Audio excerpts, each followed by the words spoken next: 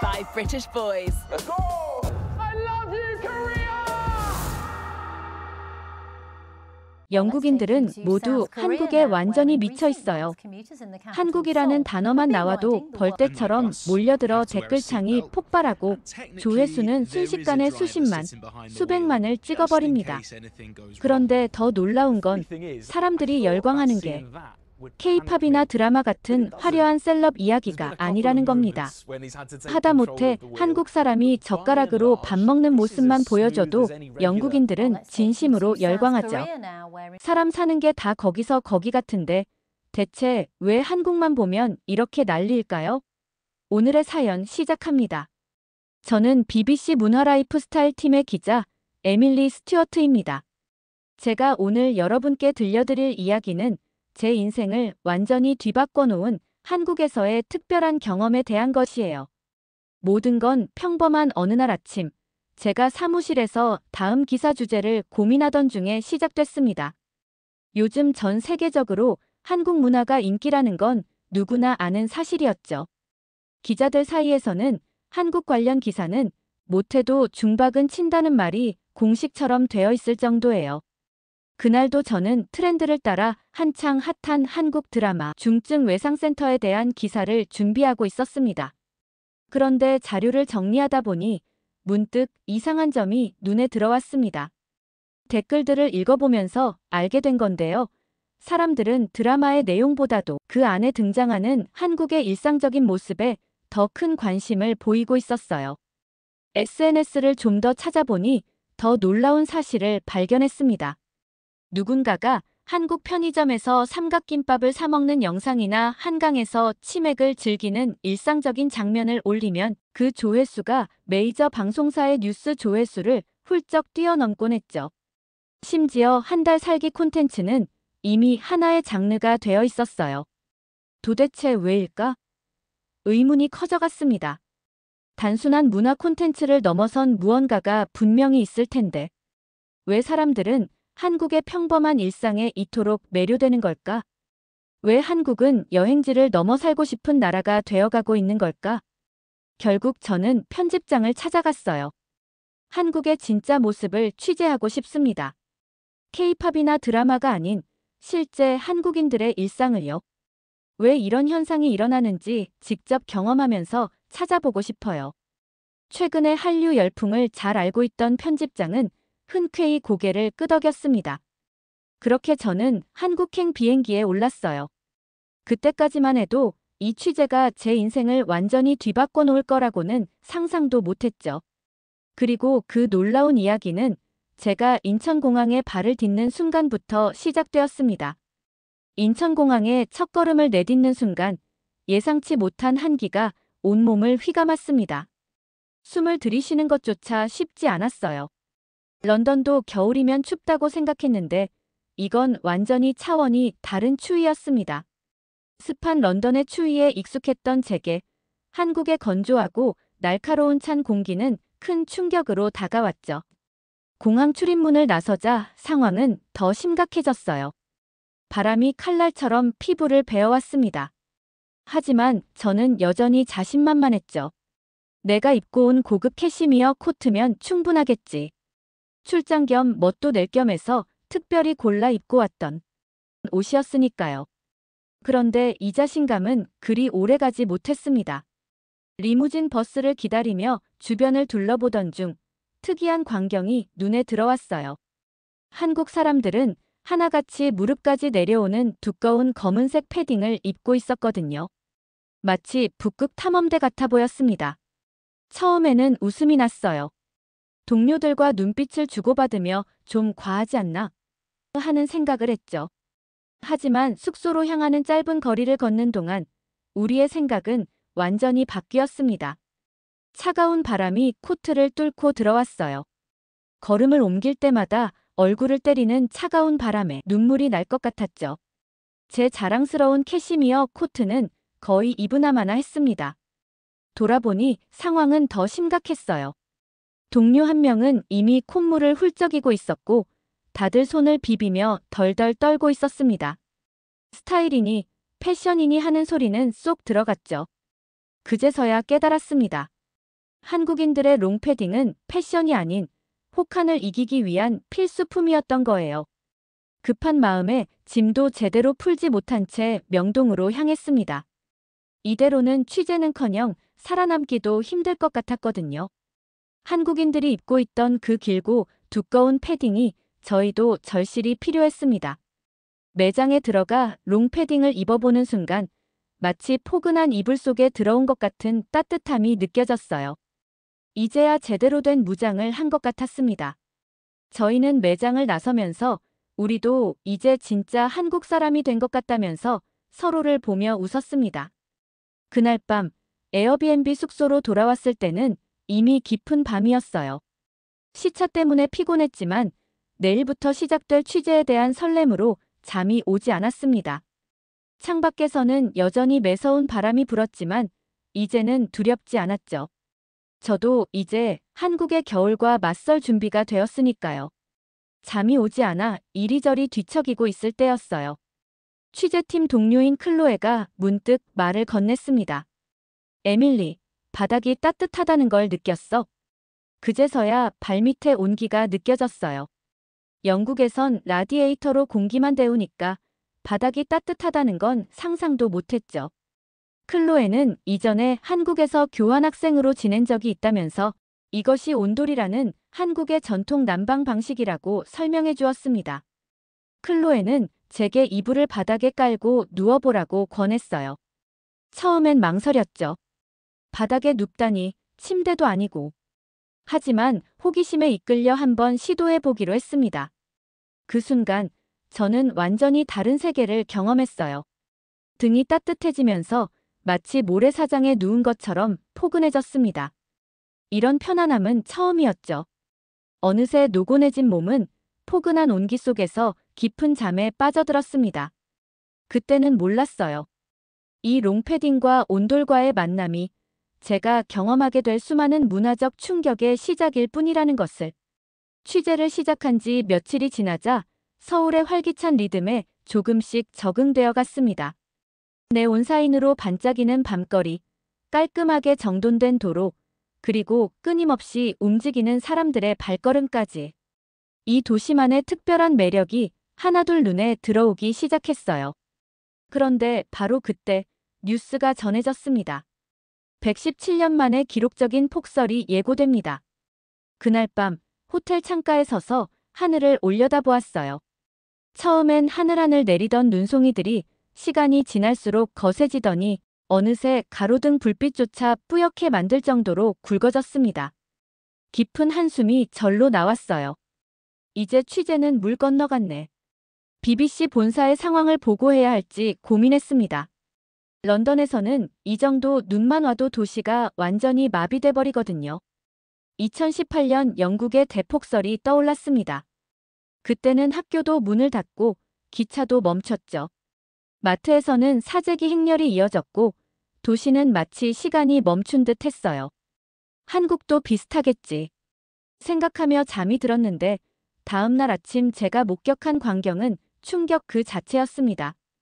아직 동이채 트지 않은 이른 시간부터 거리는 활기로 가득했어요. 놀라웠던 건 수많은 사람들이 자발적으로 제설 작업에 나섰다는 겁니다. 출근길 직장인들은 삽을 들고 눈을 치우고 있었고 상점 주인들은 가게 앞은 물론 인도까지 깨끗이 정리하고 있었어요.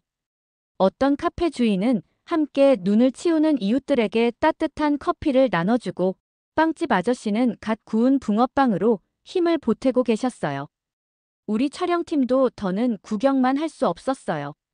근처 다이소에서 제설 도구를 구입해 함께 작업에 동참했습니다. 처음엔 어색했지만 이웃들과 함께 하다 보니 이상한 유대감이 생겼어요. 영국이었다면 상상도 할 수 없는 광경이었죠.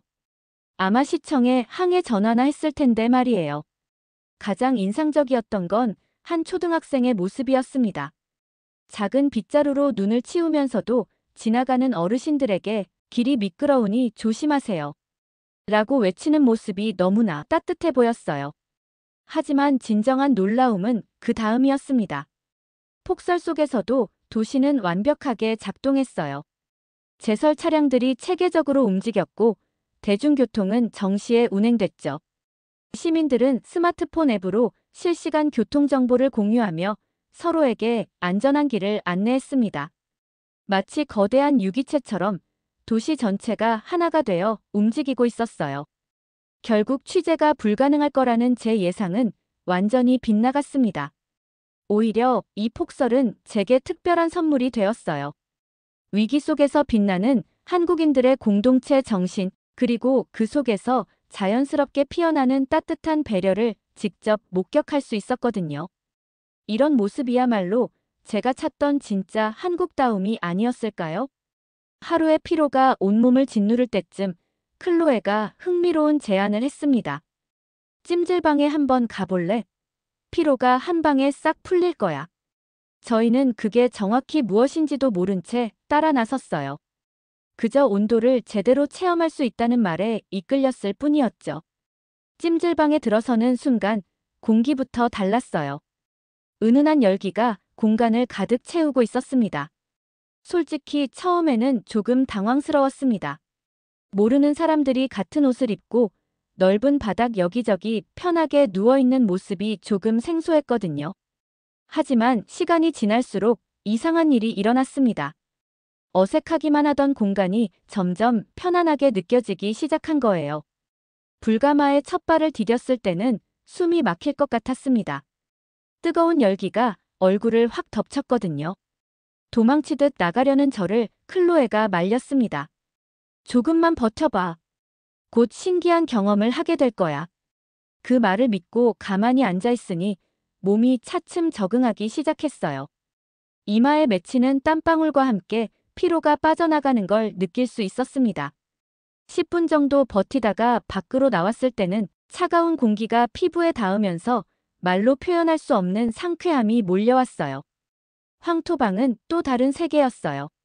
불가마의 강렬함과는 달리 부드러운 온기가 천천히 몸속으로 스며들었습니다.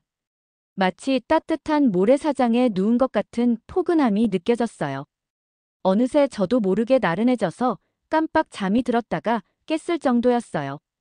한바탕 땀을 흘리고 나니 목이 마르더라고요. 클로에가 이럴 때는 식혜가 최고야라고 해서 매점으로 갔어요. 사실 런던의 한인마트에서 캔으로 된 비락 식혜를 마셔본 적이 있었는데 찜질방에서 마시는 시원한 식혜는 그때와는 차원이 달랐습니다. 달콤하면서도 은은한 쌀의 향이 코끝을 간지럽히는데 땀을 뺀 후에 갈증을 완벽하게 해소해 주었어요. 삶은 계란도 도전해봤죠. 옆자리 아저씨가 이마에 대고 탁 하고 깨시는 걸 보고 저도 한번 해볼까 했는데 힘 조절을 실패해서 계란이 으깨져 버렸어요. 주변 사람들이 웃음을 터뜨렸는데 그 순간조차도 즐거운 추억이 되었습니다.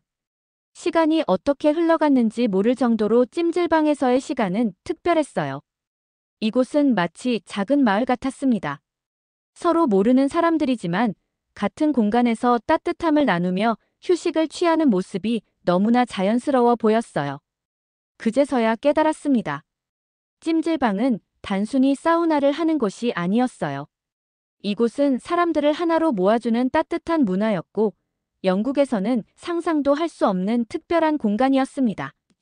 온돌의 따뜻함이 만들어낸 또 하나의 놀라운 발견이었죠. 찜질방에서 나와 저녁을 먹으러 갔을 때였어요. 클로에가 특별한 제안을 했습니다. 에밀리, 양념게장이라고 있는데 한번 도전해볼래? 순간 긴장이 됐어요. 아무리 소금에 절였다지만 날것으로 게를 먹는다니 상상도 해본 적 없었거든요. 하지만 오늘 하루 온통 놀라움의 연속이었던 터라 이번에도 용기를 내보기로 했습니다. 어떻게 먹는 거야? 클로에가 하나하나 알려주는 대로 따라했어요. 뜨끈한 하얀 쌀밥 위에 게살을 조심스레 올리고 김 조각을 얹은 다음 참기름을 살짝 떨어뜨렸죠. 고소한 참기름 향이 코끝을 간지럽히면서 순간 군침이 돌았어요. 입에 넣는 순간 감탄사가 절로 나왔어요. 입 안가득 퍼지는 짭조름하면서도 매콤한 맛, 그리고 게살의 부드럽고 촉촉한 식감이 정말 일품이었습니다. 이런 맛은 처음이었죠. 정말 맛있었습니다. 어느새 밥그릇은 뭐가 왔다 갔는지도 모르게 싹 비어 있었어요. 그때였습니다. 문득 깨닫게 됐어요. 이런 소소한 일상의 순간들이 왜 그토록 많은 사람들을 한국으로 이끄는지, 왜 영국 사람들이 한국의 평범한 일상에 매료되는지 이해가 되기 시작했습니다. 폭설 속에서도 서로를 배려하고, 찜질방에서 낯선 이들과도 온기를 나누며, 작은 식사 자리에서도 정을 나누는 모습. 이런 따뜻한 마음들이 모여 한국만의 특별한 문화를 만들어내고 있었던 거예요.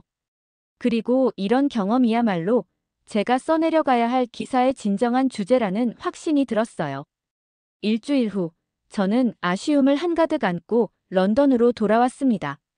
비행기에서 내리자마자 느껴지는 축축하고 차가운 공기가 마치 현실로 돌아왔음을 실감하게 해주는 것 같았어요. 그 순간 한국에서의 따뜻했던 시간들이 마치 꿈처럼 느껴졌습니다. 집으로 돌아와 짐을 풀면서도 머릿속은 온통 한국에서의 기억들로 가득했죠. 지체할 수가 없었어요.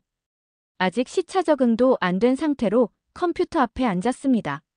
서울의 혹한 속에서 발견한 한국의 진짜 모습, 손가락이 키보드 위를 춤추듯 움직였어요. 폭설 속에서 마주한 시민들의 협력, 롱패딩이 말해주는 실용적인 문화, 온돌과 찜질방에서 느낀 특별한 온기까지. 마치 누군가가 제 안에서 이야기를 쏟아내는 것처럼 글이 술술 써져 내려갔습니다. BBC의 기사가 나가자마자 반응은 과히 폭발적이었습니다. 제가 그동안 썼던 기사 중에서 최고 조회수를 기록했어요. 댓글은 삽시간에 수천 개를 넘어섰죠. 하지만 기사의 반응이 뜨거워질수록 이상하게도 제 마음속 허전함은 더 커져갔어요. 매일 아침 차가운 바닥을 밟으며 한국의 온돌이 그리워졌고, 사무실의 건조한 히터바람을 맞으며 찜질방의 부드러운 온기가 떠올랐죠.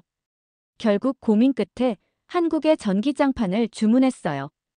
해외 배송이라 배보다 배꼽이 더 큰 배송비가 나왔지만 망설이지 않았어요. 그 따뜻함이 너무도 그리웠거든요. 하지만 시간이 지날수록 분명해졌습니다. 전기장판이 주는 물리적인 온기만으로는 한국에서 느꼈던 그 특별한 따뜻함을 대신할 수 없다는 것을요. 제가 그리워하는 건 단순히 온도계로 잴 수 있는 따뜻함이 아니었거든요. 한국에서 경험한 따뜻함은 마치 하나의 생명체처럼 살아 움직이는 도시 전체에서 느껴지는 온기였습니다.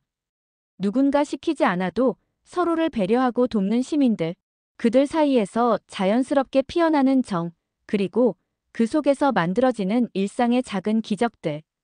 이것이 바로 제가 느낀 한국만의 특별한 따뜻함이었어요. 동료들은 농담 반 진담 반으로 에밀리가 한국병에 걸렸네라고 했지만 저는 부정할 수 없었어요. 이제는 완벽히 이해했거든요. 왜 전 세계 사람들이 한국의 일상을 동경하는지, 왜 한국이 단순한 여행지가 아닌 살고 싶은 나라가 되어가고 있는지. 결국 저는 큰 결심을 했어요. BBC 아시아 특파원에 지원하기로 한 거죠. 다음에 한국에 갈 때는 며칠이 아닌 몇 년을 머물면서 이 특별한 나라의 진짜 매력을 더 깊이 이해하고 싶었어요. 지금 이 글을 쓰는 순간에도 특파원 발령을 기다리고 있답니다. 다음에 여러분을 찾아뵐 때는 더 따뜻하고 특별한 이야기로 찾아올 수 있겠죠? 오늘 사연 어떻게 들으셨나요? 많은 응원의 댓글 부탁드려요. 다음에 더 좋은 영상으로 찾아뵙겠습니다. 늘 건강하세요.